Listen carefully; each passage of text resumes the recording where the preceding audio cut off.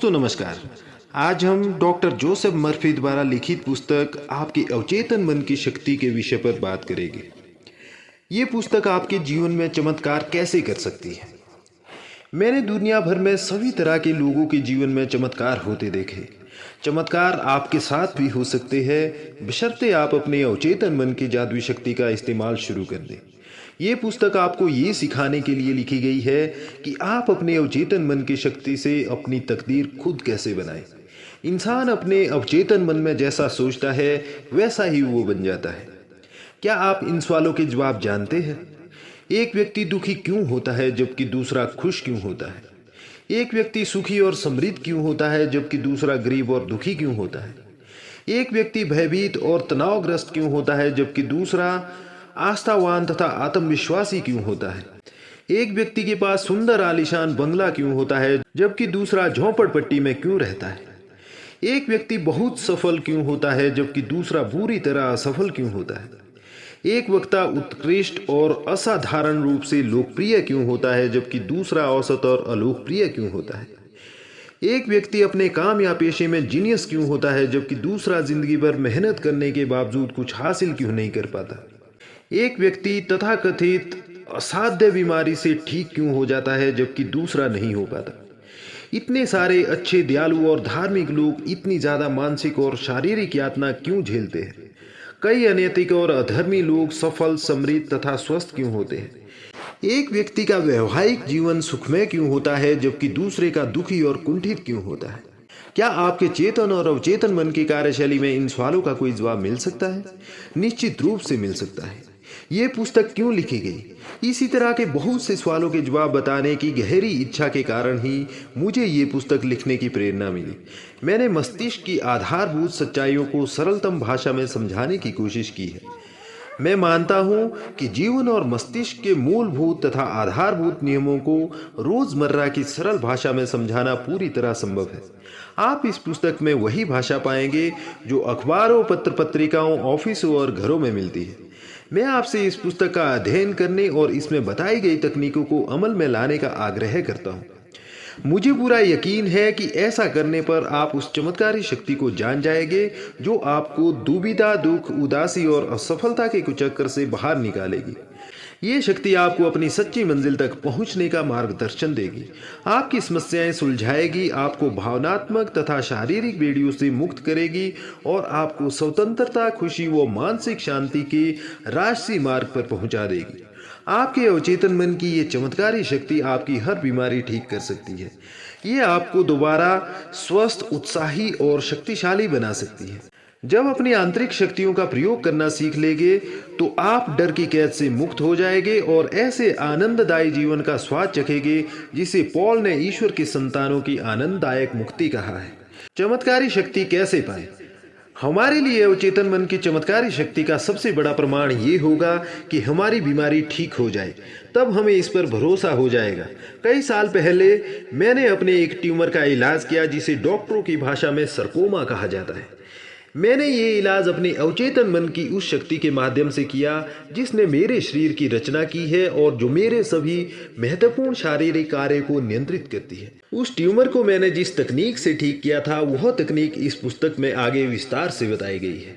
मुझे पूरा यकीन है कि इससे दूसरों को भी उस उपचारक शक्ति पर विश्वास हो जाएगा जो हम सभी के अवचेतन मन की गहराई में मौजूद है। एक बुजुर्ग डॉक्टर मित्र की सलाह से मुझे अचानक ये एहसास हुआ कि जब अवचेतन मन के रचनात्मक ज्ञान ने मेरा पूरा शरीर और इसके सभी अंग बनाए हैं तो ये अपनी बनाई चीज को ठीक क्यों नहीं कर सकता। पुरानी कहावत है, डॉक्टर घाव पर पट्टी करता है, ईश्वर उसे ठीक करता है। कारगर प्रार्थना से चमत्कार होते हैं। वैज्ञानिक प्रार्थना मस्तिष्क के चेतन और अवचेतन स्तरों के बीच की ऐसी सामंजस्यपूर्ण पारस्परिक क्रिया है जिसे किसी विशिष्ट उद्देश्य को पाने के लिए वैज्ञानिक तरीके से निर्देशित किया जाता है। ये पुस्तक आपके भीतर छिपी अनंत शक्ति के दोहन का वैज्ञानिक तरीका सिखाएगी। ये पुस्तक आपको वो सब कुछ पाने में समर्थ बनाएगी जो आप जीवन में सचमुच चाहते हैं। आप अधिक सुखी, पूर्ण और समृद्ध जीवन चाहते हैं। इस चमत्कारी शक्ति का इस्तेमाल करके अपने रोजमर्रा के जीवन को सुखी बनाएं, अपने काम धंधे की समस्या सुलझाएं और पारिवारिक रिश्तों में सद्भाव लाएं। इस पुस्तक को बार बार पढ़ें। इसमें आपको जानकारी मिलेगी कि ये अद्भुत शक्ति कैसे काम करती है और आप अपने भीतर छिपी प्रेरणा तथा बुद्धिमानी को सामने कैसे ला सकते हैं। अवचेतन मन को प्रभावित करने की आसान तकनीकें सीख ले। अपनी शक्ति के अनंत भंडार का दोहन करने का नया वैज्ञानिक तरीका अपनाएं। इस पुस्तक को ध्यान, ईमानदारी और प्रेम से पढ़ें। विश्वास रखिए कि ये आपकी आश्चर्यजनक मदद कर सकती है। हो सकता है और मेरा मानना है ऐसा ही होगा। ये आपके जीवन का निर्णायक मोड़ साबित होगा। हर व्यक्ति प्रार्थना करता है। क्या आप जानते हैं कारगर प्रार्थना कैसे की जाती है? कितने लंबे समय से आपने नियमित प्रार्थना करना छोड़ दिया है? अक्सर खतरे या मुसीबत, बीमारी या मौत के करीब आने पर आपातकालीन स्थिति में प्रार्थनाएं मुंह से निकलती है। रोजमर्रा की खबरों पर एक नजर डालें। देशवासी किसी असाध्य बीमारी से पीड़ित बच्चे के लिए प्रार्थना कर रहे हैं। देशों के बीच शांति के लिए दुआएं मांग रहे हैं। किसी खदान में पानी भर जाने के कारण फंसे खनिकों के लिए प्रार्थना कर रहे हैं। बचने के बाद खनिकों ने बताया कि उन्होंने भी बचाव का इंतजार करते समय प्रार्थना की थी। बेशक मुसीबत में प्रार्थना हमेशा याद करती है, लेकिन प्रार्थना को अपने जीवन का अखंड और सृजनात्मक हिस्सा बनाने के लिए हम मुसीबत का इंतजार क्यों करें? प्रार्थना के नाटकीय चमत्कार अखबार की सुर्खियों में छपते रहते हैं, जो इस बात का सबूत है कि प्रार्थना कारगर होती है। लेकिन प्रार्थना के अन्य प्रकार भी है, जैसे बच्चों की छोटी छोटी प्रार्थनाएं, हर दिन के भोजन के वक्त ईश्वर का स्मरण, ईश्वर के साथ संप्रेषण की इच्छा से की गई धार्मिक आराधना। मैंने बहुत समय तक प्रार्थना की विभिन्न विधियों का अध्ययन किया है। मैंने खुद के जीवन में भी इसकी शक्ति महसूस की है। इसके अलावा मैंने कई ऐसे लोगों के साथ बातचीत और काम किया है जिन्हें प्रार्थना से बहुत लाभ हुआ है। आमतौर पर समस्या ये आती है कि किसी दूसरे को प्रार्थना करना कैसे सिखाया जाए। मुसीबत में फंसे लोगों के लिए तार्किक ढंग से सोचना और काम करना मुश्किल होता है। उनकी समस्याएं उन पर हावी हो जाती है और सुनने समझने की क्षमता को कम कर देती है। उन्हें कोई आसान फॉर्मूला चाहिए जिसका वे पालन कर सके, कोई कारगर तरीका जो सरल लेकिन खास हो। इस पुस्तक की अनूठी विशेषता ये है कि ये व्यवहारिक और यथार्थपरक है। इसमें आपको आसान तकनीकें और कारगर फॉर्मूले मिलेंगे जिन्हें आप रोजमर्रा के जीवन में आजमा सकते हैं। ये आसान तकनीकें मैंने दुनिया भर के लोगों को सिखाई है।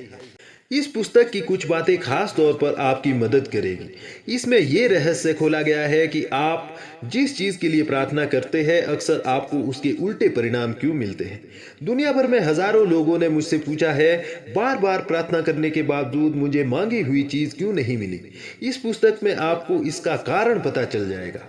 इसमें अवचेतन मन को प्रभावित करने और सही जवाब पाने के तरीकों का जो स्पष्टीकरण दिया गया है, उससे ये असाधारण रूप से मूल्यवान बन जाती है।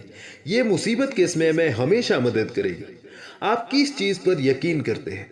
बहुत से लोग सोचते हैं कि व्यक्ति की प्रार्थना का जवाब उस चीज के कारण मिलता है जिसमें वो विश्वास करता है। ऐसा नहीं है। उसे तो जवाब अपने विश्वास के कारण मिलता है। प्रार्थना का फल तो तब भी मिलता है जब व्यक्ति का अवचेतन मन उस व्यक्ति की मानसिक तस्वीर या विचार पर प्रतिक्रिया करके उसे हकीकत में बदल देता है। विश्वास का ये नियम दुनिया के सभी धर्मों का गोपनीय सिद्धांत है। ये उनके मनोवैज्ञानिक सत्य का छिपा हुआ कारण है। धार्मिक भिन्नताओं के बावजूद बौद्ध, ईसाई, मुस्लिम और यहूदी लोगों को अपनी प्रार्थनाओं के जवाब मिलते हैं। ऐसा कैसे हो सकता है? इसका कारण यह है कि प्रार्थनाओं के जवाब किसी खास आस्था, धर्म, जुड़ाव, कर्मकांड, संस्कार, आराधना, भजन, मंत्र, बलि या चढ़ावे के कारण नहीं मिलते हैं। जवाब तो उस आस्था या मानसिक स्वीकृति के कारण मिलते हैं जिसके साथ प्रार्थना की जाती है। जीवन का नियम आस्था का नियम है।